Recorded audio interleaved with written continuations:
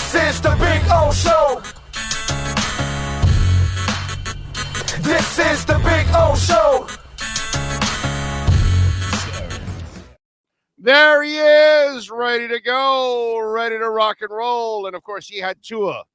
So that's why he's really smiling today. All his teams won, led by Tua. Correct, Andy? That's what happened, right?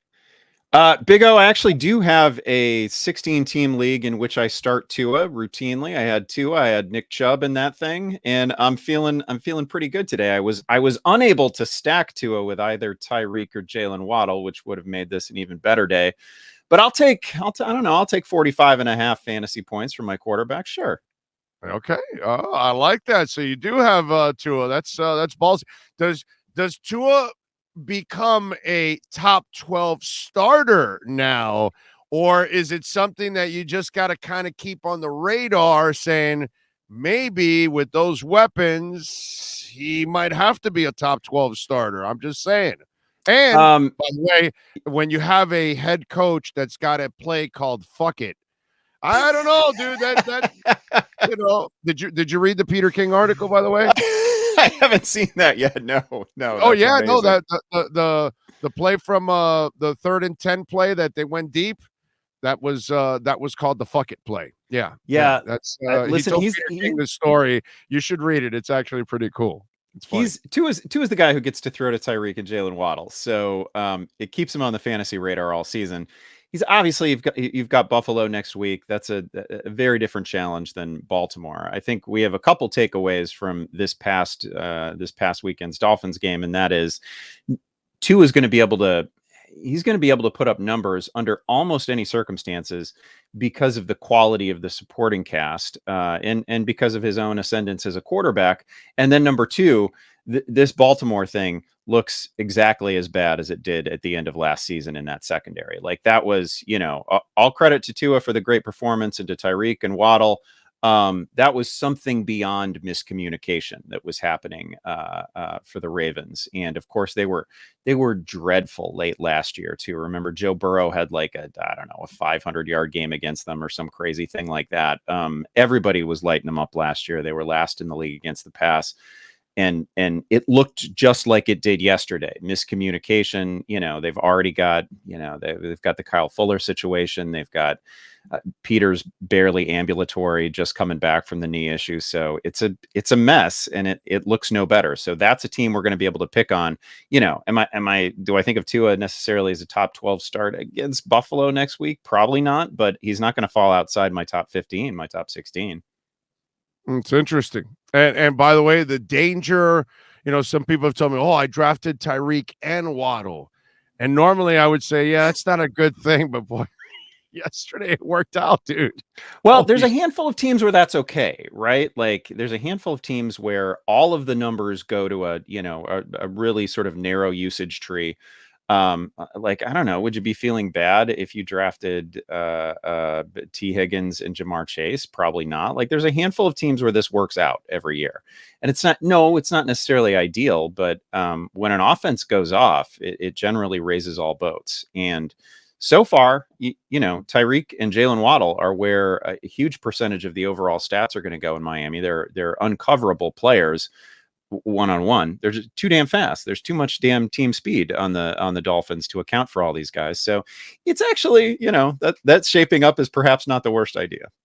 Yeah, no, I mean, God, that is just absolutely amazing. All right, we got a couple things. Did the players in San Francisco gain value from here on out because of Garoppolo? Yeah, you're not talking to the biggest Jimmy Garoppolo fan here. And listen, I think that's why I asked. I think it's perfectly okay that they retained him as a backup quarterback. We've already seen him in the biggest games that the NFL has to offer come up short. I think the Niners are kind of capped by Jimmy Garoppolo. I don't know that Trey Lance was going to be a superstar, but there was at least some unknown appeal there.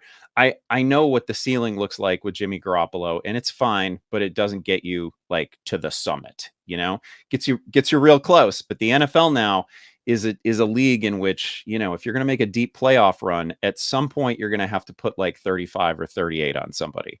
And he's not the quarterback that I want to ride with if I have to do that. But I will say, I feel confident that an offense led by Garoppolo can support a couple of viable pass catchers each week, right? So I don't think this is bad, certainly, for Deebo Samuel, for Brandon Ayuk, for George Kittle when he returns. It's fine. It probably opens up something in the run game. Now, this is tricky because generally, like a volume rushing quarterback who's pretty good at it, it is going to help the running backs behind him, because it gives you an awful lot to account for. But in this situation, I think because of the fact that Trey Lance was probably going to run the ball, 12 times a game, those carries are going to go somewhere else because we know the Niners just want to commit to an ideal Niners game script is they run the ball 40 times. No matter who is behind center for that team. So I do think this frees up an opportunity for, on Sunday, it was Ty Davis-Price, the rookie out of LSU, who's huge and a bruiser and didn't really do a whole lot, but he did manage to get 14 carries, right? So I think now there's an opportunity for somebody other than Jeff Wilson and Eli Mitchell to carry the football. So that gets a little bit interesting. All right, tonight and by the way, if you got any questions, send them in here on the chat board. If you got any fantasy questions, make sure you get them in here for Andy Behrens. Follow him on Twitter at Andy_Behrens. Catch his work there at Yahoo Sports. All right, we got Titans and Bills tonight. What are we looking at as fantasy options here in the skill positions? Yeah, on the Tennessee side, I don't know how you could possibly start any Tennessee receivers off of last week, right? Like they leaned on Kyle Phillips. He's a rookie slot guy, saw 9 targets last week. Bob Woods did almost nothing. Like Derrick Henry is the show. And that's about it. On the Buffalo side, we have to worry a little bit about Gabe Davis's status. He came down with an ankle injury late in the week. If he can't go, thankfully, weirdly, you've got a second Monday night game to choose from, right? So you actually have some pivot options available to you from among 4 different teams. Interesting to see what Isaiah McKenzie can do. He's actually still available in about 50% of Yahoo leagues and is going to get a ton of slot snaps for Buffalo. Be interesting to see if Dawson Knox actually draws some targets in this one. He was like the one guy on the Buffalo side that was shut out of an otherwise high scoring game in opening week. So I'm watching that. I mean, Josh Allen is just an automatic start. Stephon Diggs, an automatic start. Buffalo backfield is a little murky, but again, on the Tennessee side, you can't roll with anybody other than Henry. All right. So then Vikings Eagles, folks that are playing this game tonight. Yeah, I'm actually the over and under at 50. I was kind of thinking that they're going to be messing with that over and under. I'm expecting a lot of points in this game. Your thoughts on this one? As you should. Minnesota's offense in the post-Zimmer era was really fun in opening week. They managed to get Justin Jefferson lined up against linebackers, against safeties. Like it was incredible usage. It was exactly that Cooper Kupp style usage that we'd been hoping for. Justin Jefferson has a shot at a 2,000 receiving yard season, like no question about it. He's about as good as it gets in the NFL right now, and they're just going to pepper him with targets. It's going to be good for Dalvin Cook. It's going to be good for Kirk. It's going to be good for everybody's a go for on the Minnesota side. That is a really fun offense. With the Eagles, I would actually say that one of the biggest open questions is whether we can even keep Devontae Smith on our rosters beyond this week. We need signs of life here. He saw 4 targets in opening week, caught none of them. Everything good that the Eagles did as a passing offense was through AJ Brown. No surprise there, right? AJ caught 10 balls, was great. But that appeared to be the only person that Jalen Hurts even knew, or certainly had any chemistry with. Like he was 10 of 13 to AJ Brown, and I want to say he was 8 of 19 to everyone else. We need to see that change for sure on the Philly side. Eric Storm is asking Gerald Everett or Njoku at tight end for the rest of the season. I'm leaning to Everett, but Njoku is the better talent, just no QB. Thoughts? Yeah, Njoku is one of the best athletes in the NFL in a league full of great athletes. Like Njoku was like a 7-foot high jumper in high school, which like there might be one of those every 2 years. Like he's a phenomenal athlete. He's probably tied to the wrong offense, and he's basically splitting targets with Harrison Bryant. He's not even seeing the full tight end workload there. I would go Gerald Everett. Like he's going to have quiet weeks. Everybody has quiet weeks at the tight end position except for Kelsey and Andrews. But I trust him the most over the balance of the season. The Chargers are obviously going to be a team that puts up, routinely 27, 28, 31 points. And Everett's going to have a huge piece of that. I'll tell you another tight end who has kind of quietly popped over the last couple of weeks, caught 7 balls on Sunday, is Evan Ingram. And I know people, anybody who rostered Evan Ingram. Yeah. Oh, sure. There's a lot of things to worry about with Evan Ingram. No question about it. He's had drop trouble in the past. He's been a rough watch in the past. He's caught 11 of 12 targets so far this season, and absolutely every day with Trevor Lawrence. If you were following like the Jacksonville beat writers, there was a splash play between Ingram and Lawrence. So a little bit of chemistry there, and he's off to a good start. Jason Myers has an interesting one. Big O Andy. Do I continue to start Wentz over Brady until they figure out their offense in Tampa? Also, what's Andy's thoughts on Mooney? And is Akers startable again? Dude, Wentz is playing like a QB1 right now in fantasy. He is scoring like a QB1 in fantasy. He's still turning the ball over, and he's still fundamentally Carson Wentz, right? But well, if your league doesn't give you negatives for interceptions, for sure. I was just going to say, we don't care about that in fantasy. I mean, there are very few fantasy leagues that have appropriate scoring for the quarterback position, right? It's like a -2 for an interception. That's like a little speed bump. That's nothing. That's not anything that wrecks your day, especially when you've got a quarterback who's put the ball in the air 87 times in the first 2 weeks, and they get Philly next week. So that's going to be another 40 pass attempt game. I think, and my friend Pat Mayo was tweeting about the same thing this morning. I think Wentz is one of those guys where you can start him and you can start the defense facing him, and you can feel good about both of those choices, because there's no way that Carson Wentz, when he puts the ball in the air 40 times, isn't going to turn it over. He's going to get sacked. He's going to give the ball away. And yet you look at these receivers he's throwing to. Jahan Dotson looks like a star.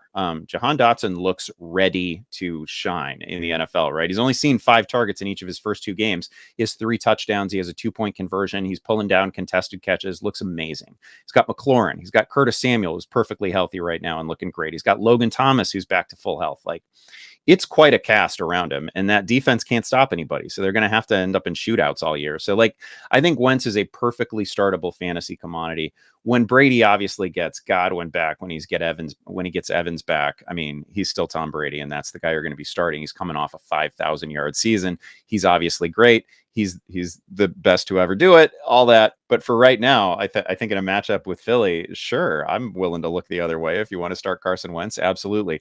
As for the Mooney question, I mean, you should panic. I don't really have anything positive to say. I think Mooney's a great talent.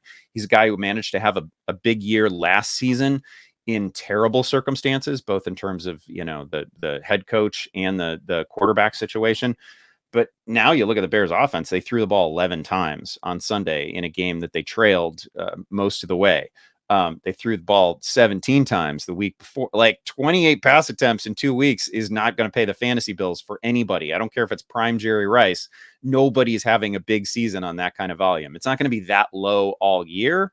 Obviously, the Bears thought they were taking advantage of something against Green Bay, but you're not going to come back on a team by running the football down a couple scores. Really disappointing effort. You can't drop him just yet, I don't think, but we're certainly on watch. Like, again, another game with like a dozen pass attempts, and you're certainly not going to be able to start him. All right, flex: Edmonds, Ayuk, Allen, Robinson. Wow. Well, we're already looking ahead to next week. I guess so. I mean, you guys just saw what Raheem Mostert did and what happened in the backfield situation for Miami, which surprised me a little bit, but perhaps really shouldn't have surprised us. Obviously, Raheem Mostert has a long history with Mike McDaniel, going back to the Niners days. So Mostert sure appeared to take that job, or at least appeared to take a huge slice of that job. And that says a lot. I think Ayuk is fantastic. He obviously closed the season last year really well, and he's looked great in the first couple games. So I'm probably leaning toward Ayuk here. Robinson, great to see him find the end zone and get involved for the Rams. He's clearly not the number one. I'd like to see a week where he really gets some significant volume. I think Garoppolo and Ayuk are going to be great together over the balance of the season. So I'm slightly leaning Ayuk against the Broncos. How about Tyrone Davis Price? What do you do there at running back? Does he become like some kind of a roster guy for backups and maybe a flex guy or something like that? Mentioned him earlier. Now he's one of these weird guys who like he did most of his work in college in a single game, right? Like he had almost 300 rushing yards against Florida, and that was out of like 1,000 last year. Something about Kyle Shanahan's attraction to running backs who like have a single blow up. Trey Sermon was the same way, had a single blow up game, and they end up on the Niners roster.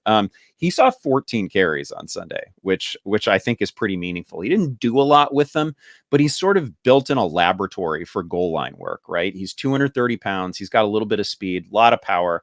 He's not like a make you miss guy exactly, but he runs with good balance. But man, is he a thumper. And if he gets a couple steps and a chance to just lower his head and hit you, he's going to gain a couple yards out of that because he's a big dude. And I can easily imagine him emerging as like an inside the 5 option for the Niners. And again, we talked about it. Trey Lance not in the game plan anymore. That means that all those carries that were going to go to Trey Lance probably go to the running backs now because Jimmy ain't taking them, right? So that really opens up an opportunity for a second running back here, and I think Davis Price is that guy.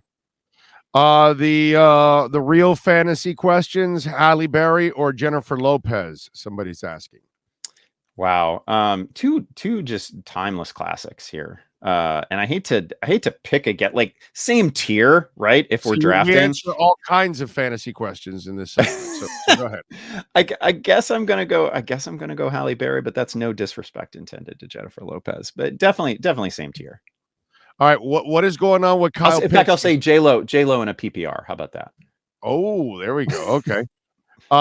What's going on with Kyle Pitts, dude? Like, one of the great talents out there, and oh god, he's in the abyss. Great talent. Teams are going to try to take him away, and oh yeah, Drake London might be a star. Like Drake London saw a dozen targets. It's also Marcus Mariota, and I'm just not sure that Marcus Mariota's. We're only asking him to support 2 fantasy commodities here. I'm not sure he's going to be able to do that on a weekly basis. Mariota is still kind of interesting himself for fantasy because a huge rushing effort a couple weeks ago. But I don't know that we're going to see a lot of weeks where both guys go off. Clearly, it was a Drake London situation this past week. Again, a dozen targets. He looks great. Kyle Pitts has drawn some tough assignments so far, and he's going to continue to draw those. I think there's probably going to be better days ahead because he's a great talent, but this is just simply not an offense that is trying to pass the ball 40 times a game, right? So we'd love it if they ever get there. Honestly, I'm going to be pretty interested in this team if we ever get to see Ritter. That's got to come eventually, right? Like they're not going to just rattle off. I don't know. It's hard to imagine a win streak coming for Atlanta. So at some point we're going to see Desmond Ritter, and maybe it gets a little bit different there. I'm not sure he's ready to support a couple of pass catchers either, but Mariota pretty clearly can't. All right. T. Higgins or Christian Kirk for the rest of the year? I have both.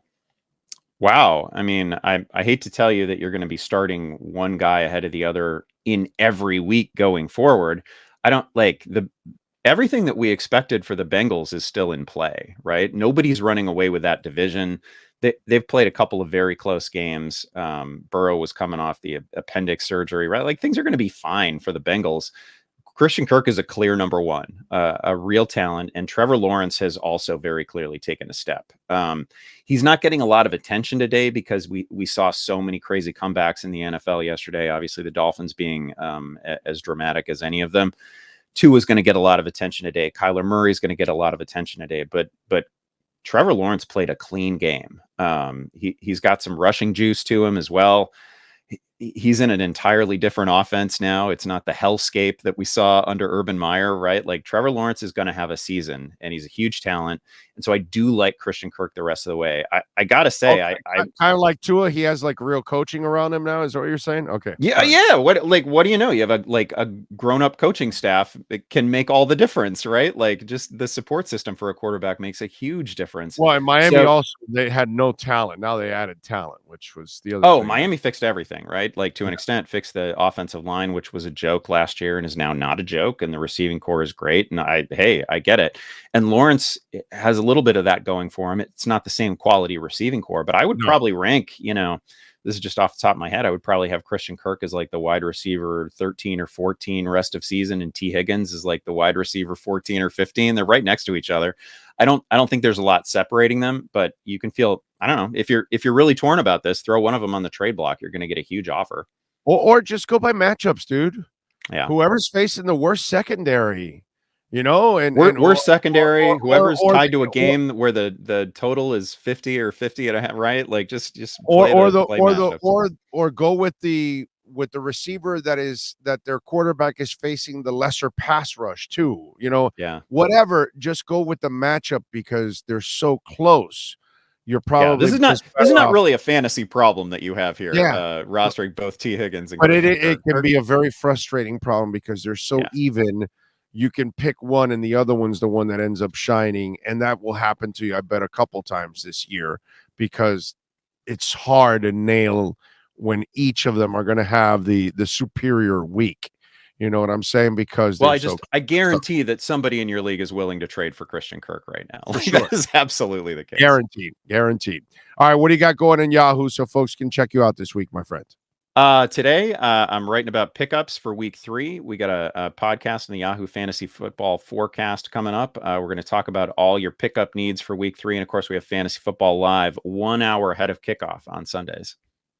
There you go. So if you want to find out about Darrell Williams and the boys, make sure you you tune in there. Andy, as always, follow him on Twitter, by the way, at Andy_Behrens. Appreciate you, my brother. We'll catch up next week and have a fantastic week. Thanks, Big O. Good luck to everybody. You got it. That is the Sports Grill Fantasy Football Zone. And by the way, $1.50 Bud Light drafts and bottles during NCAA and NFL games. They've got new cocktails now, only $5 during the NCAA and NFL games going on tonight. The cherry lemonade, the tailgate tea. They've got $12 domestic pitchers. Mondays, today's Monday, right? Yes, it is. $7 smash burger, baby, the single smash burger. And Tuesdays, $2 tacos from chicken, beef, and fish. Wednesdays, the kids eat for free with the purchase of an adult entree. And, of course, new menu items like the buttermilk chicken sandwich and the buffalo tater tots. Those things are absolutely awesome. And bone-in wings are now 15% off. That is Sports Grill, baby. And this is your Sports Grill Fantasy Football Zone.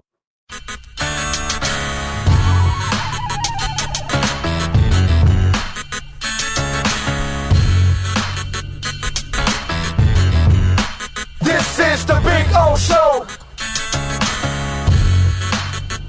This is the Big O Show.